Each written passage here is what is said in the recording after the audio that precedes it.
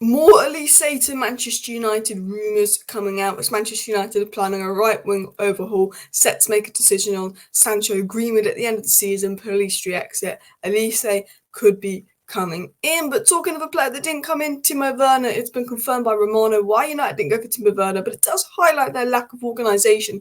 And talking of lack of organisation, planning, and how badly the club is run, some leaks have come out that the club have been complaining to journalists about. We're going to get into that info and why the Glazers are upset, because basically it makes them look like idiots, as well as big problems Ineos have realised they've got to deal with at United in terms of the wage bill and more, and then what Ten Hag has said on the return of Casemiro, Martinez, Amad Diallo, etc. So please do hit that like button. Of course, subscribe down below if you're new. Let's get into our opening story on the right-wing situation. It was said that Manchester United could offer Wan-Bissaka to Crystal Palace as part of the deal to sign Olise in the summer. I will be honest, this is tier 3, so wouldn't take it too much. We want Olise. Reliable sources confirm we want Olise. He's one of the things we're watching, but you've also got to remember that I think United's plans will be a lot clearer nearer the summer. We want a right winger. We want Olise. Jim Ratcliffe wants Olise. He, injury record this season, was injury free last season, so I'm not too worried about the injury record unless he gets injured again after this. Good player, big fan of Olise. If he has a good season, all for it. If not, I would look at Nico Williams. I think United very much, Polistri will go. I think Greenwood will go. I think Sancho will go. Hopefully Anthony goes, and I think it will be a right winger coming in. Maybe, Nico Williams and Olise bring 2 right wingers in. No, that's too smart for United. But they're saying Wan-Bissaka could be used in a deal to lower the price.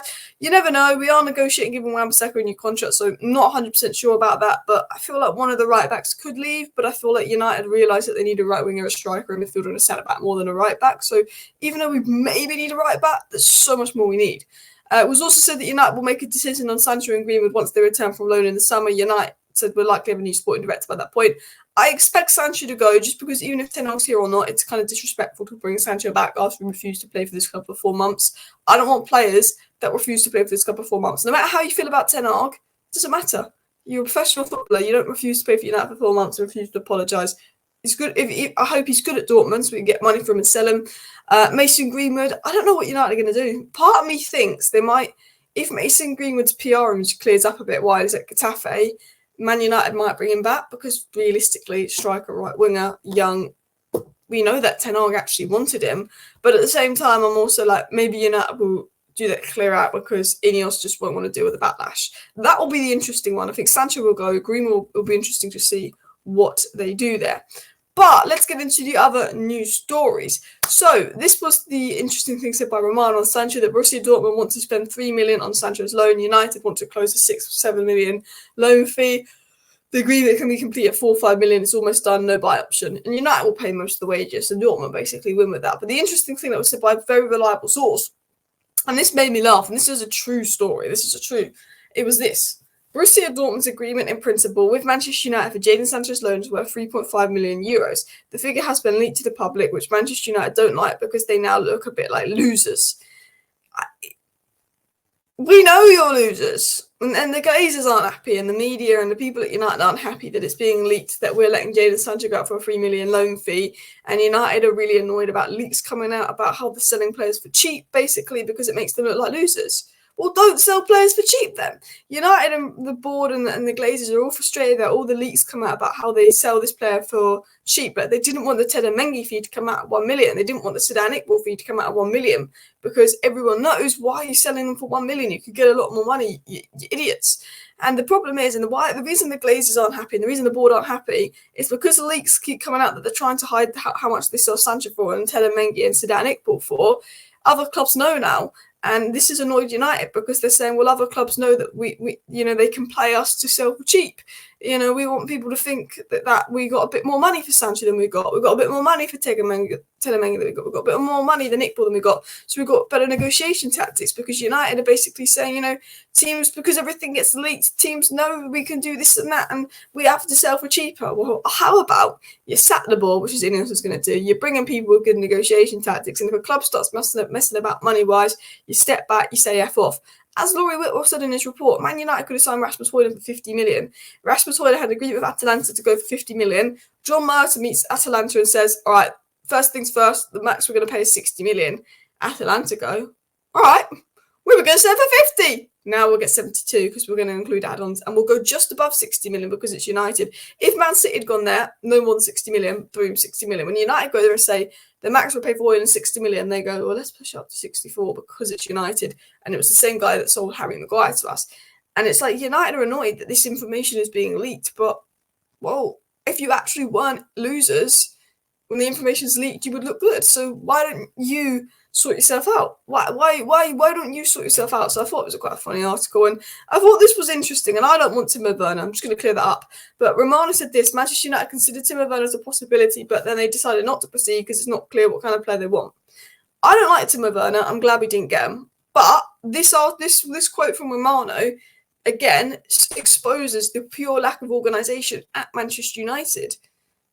Oh, no, Timo Werner's not the kind of player they want because they don't know what kind of player they want. What you're saying, we're 7 days into the January window and we don't actually know what kind of player we want to sign. So it's not going to be a panic signing. It's going to be a panic signing. Like, Timo Werner's a panic signing, but I'd at least hope that if we'd got Timo Werner, we'd know what we want to sign. You're saying we don't know what kind of player we want to sign, so we're going to give ourselves probably 3 days at the end of the January window to sign that player. Watch Man United buy someone on the last or second last day of the January window. That's what we do. Every January, we buy someone on loan on the cheap that's not good enough on like the last or second last day of the January window. And it feels like they're just going to do that again because they don't know what they want. I mean, how can you go in a January window not knowing what you want? No other big club is that unorganised. And just the sooner Ineos do some work, the better. Now, talking of Ineos have come to United and realised, okay, this club's got a lot of problems. It was said by reluctant Nico. Manchester United's new regime want to sort a deal for Casemiro to trim the club's wage bill. However, the stumbling block is that he's on 350k a week and still has 2.5 years left on his contract. Ratcliffe and Ineos team have discovered that there's so many extra costs in the Man United squad that they're about to inherit that it's likely to mean little incoming business in the January window while they sift through the squad. We kind of knew that January window they weren't going to do much Ineos because they were going to try and figure out where we're at, how to put the right structure and implement the right people in place. Casemiro's on a lot of money. You'd be smart if Ineos can negotiate that down. Jean-Claude Blanc did that at Juventus. But little investment in January, not surprised. The big problem I have is because Man United have got so many extra costs because of how idiotic the club has been run by the Merters, the Arnolds, the Woodwards, the Judges, but most importantly, the Glazers. We are now having to sell the Avara Fernandezes, the Pelistris, the Mejbris, the Elangas to get money. And a lot of those players won't be good enough for United. But it's like, well, we need to sell. Surely the Lindelofs and the McTominays and the Antonys should be who we sell first, the players that aren't good enough. And then we sell the young players that could be good enough, but we don't know if they're good enough. And then you sell the players that are on high wages. Because look, if Pelistri goes for 20 million, I'm not going to have that big of a problem because I think Amad Diallo has a higher ceiling. And I think you could only keep one. And I think Garnacho can play right wing. And I would rather bring in Olise and Nico Williams. So then you have Olise, Amad, and Garnacho as right wing options. I'm happy for Mejbri to go again if we can get a decent amount of money for him because I think that he's not really had the chances, but he's not really added enough. But would I rather Mejbri pay than McTominay? Yes. Would I rather Pelistri pay than Anthony? Yes. I'm open for Mejbri to be sold. I'm open for Pelistri to be sold if we can get good money for them. We're not going to say no. But let's be honest, we need to sell the McTominays. We need to sell the Anthonys. We're selling the young players to raise money because the club's run so poorly. Even Alvaro Fernandez. I generally think it's a solid left back and then send him out on loan. I think Alvaro Fernandez has the highest ceiling out of him, Pelistri, Mejbri. I think him, Pelistri, and Mejbri are all good players, but I think Alvaro Fernandez, particularly with Luke Shaw aging, I'd loan him. What, we're selling him for about 6 million? Joke. All right. Final story is just sort of some things that Ten Hag said. Ten Hag done an interview today ahead of the Wigan game tomorrow. We will be live for a watch along for United Wigan tomorrow and a match reaction and more. So do subscribe to the channel. But it was said that Ten Hag on Casemiro and Martinez. Ten Hag said this: 2 class players and they will bring the team forward. We know that and we're now looking forward to their return in the match days, but we have to wait.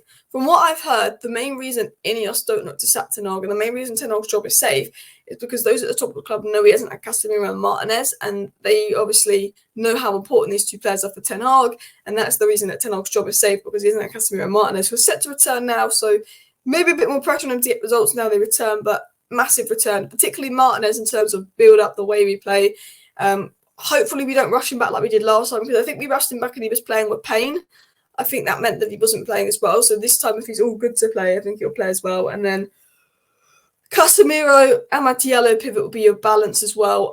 But we need to make sure we set up our rest defence so we're not giving Casemiro crazy work to do out of possession. And then Amad Diallo's return is important as well. And Ten Hag said that he can provide key actions, final passes, score a goal, and he has some weapons that they always look for in attacking players. So Ten Hag very much comfortable on Amad. And I think Amad coming back is why Pellistri will go on loan, which I understand. If I had to pick between Amad and Pellistri, Amad is the better player. Basically, Sancho out, Anthony out, Pellistri out, Amad in. Well, Amad's already in. We've got Amad, got Nacho can play right wing. I'd bring in Olise, and I'd bring in Olise and Nico Williams, but I'd probably bring in Olise, but I think Nico Williams, if Olise gets injured and drops off, then I will go for Nico Williams. Anyway, let me know your thoughts down below. Please do hit that like button. Of course, subscribe if you're new. Let me know your thoughts on this roundup. See you next time. Bye. I should be live about 6 p.m. tonight.